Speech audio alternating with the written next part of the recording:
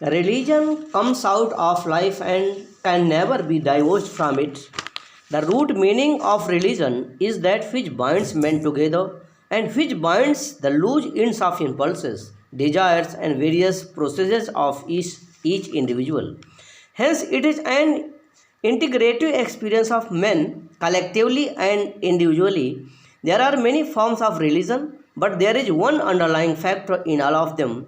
They are all occupied with the task of living and adjustment to the various demands of life and society. The need for a successful adjustment requires an understanding of the world in which an individual lives. He lives in a physical and a social environment, and the social environment consists of his fellow men with their histories and prophecies that have evolved as a result of competitive and cooperative enterprise of numerous generations.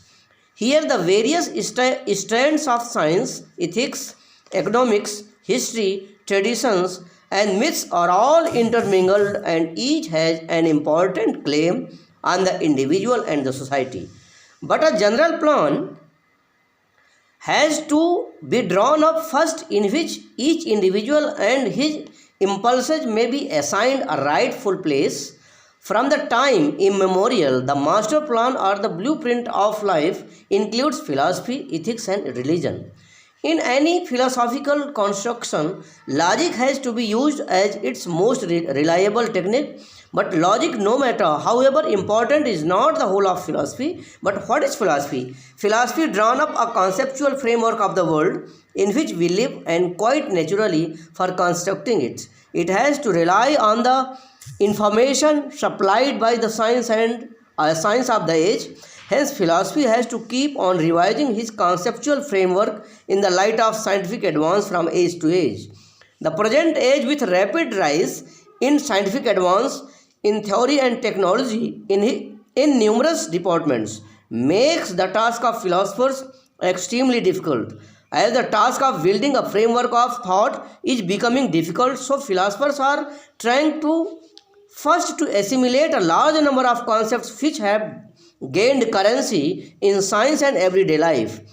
Hence, here also there is the painful realization of the fact that we think correctly with concepts, but not only so clearly and precisely about concepts. Hence, philosophers are more worried about the clarification of concepts than about building up of a blueprint of life. No matter how much philosophy may lean on science, it is not science. Its aim is not to understand, control, and predict the events of the world as a whole. It aims at understanding the hang of the world with a view to carrying out the task of living, maturing, and becoming. Man has to carry out not only conscious adjustment but also an adjustment to his unconscious. Not only has he to change the world outside of him, but also to effect a change within him. Not only a change of will, but also a change in will. As John Dewey puts it, this understanding of the world is better called wisdom than knowledge. This wisdom is less concerned with the actualities and history of men than with their hopes and aspirations. Nemo. Philosophy is not merely daring speculation. It has to issue out into actions, even though it may mean action for the sake of inaction, the example of which is found in some sectors of Indian thought and practices. Hence, ethics forms a natural corollary of philosophy. Here, as a philosophical discipline, ethics is less concerned with specific problems and is more concerned with general standards and norms of conduct. Just as in its intellectual construction, philosophy draws upon the fund of information given out by sciences, so ethics too not only relies on the general conceptual framework of philosophy, but also on the various codes of conduct in the multitudinous walks of life. At the moment, ethics does not try to establish any one standard as the absolute norm. It recognizes the plurality and relativity of ethical norms. Now, norms may differ, but they have relevance with regard to intentions to act. At this stage, a practical difficulty is experienced. The performance of one's duty is a difficult thing. Temptations and natural inclinations play havoc with our ethical intention to carry out the duty. Here, from the time of the Vedas, the Gita, and the Bible, from the time of Kant up to Matthew Arnold, R.B. Braithwaite, philosophers recognize that religions are a great help to a normal man. His energies are boosted up and the inclinations standing in the way as obstacles in the performance of duties are brushed aside.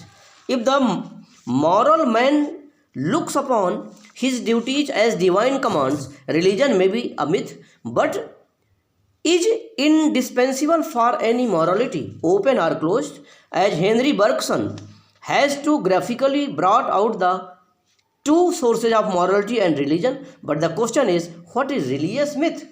A myth tries to integrate a man with the supernatural with the help of interrelated symbols. A symbol tries to express the inexpressible and deals with what the individual considers as his ultimate concern. Hence, religion deals with symbols which serve as so many windows to what is concerned as the ultimate reality. Quite naturally, the ultimate concern is very much akin to the pervasive features of the world with which philosophy is concerned. But the ultimate concern of religion is not merely conceptual, it deals with the inexpressible and the decisions of gifted men all down the ages with regard to what they have considered to be the ultimate destiny of men. Religion is not a pure intellectual affair, for it is not limited to the conscious psyche of the individual, but is largely influenced by the stirrings in the depth of the unconscious.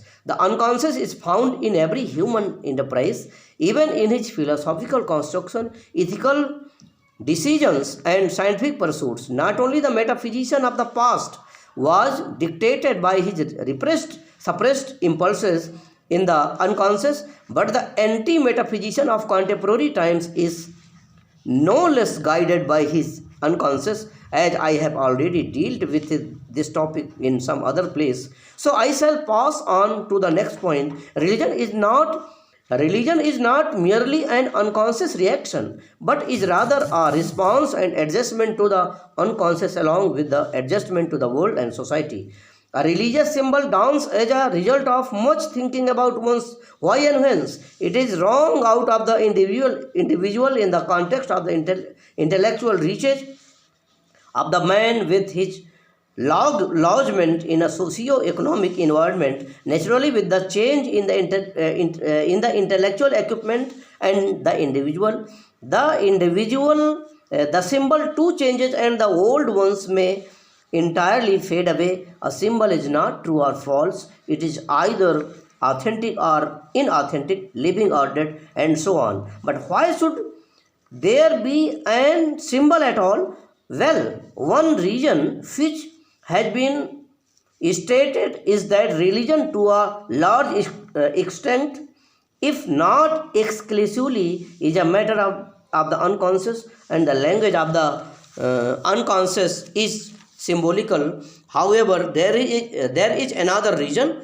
It is existential literature. One hears a good deal of the power of being and the threat of non-being and the consequent states of dread, anguish, despair, and self-alienation on one hand, and also the states of salvation, resignation, meaningfulness, and authentic existence on the other hand. One may try to escape from dread, anguish, and the other allied states by self-alienation. However, one cannot always succeed in escaping from one's own self.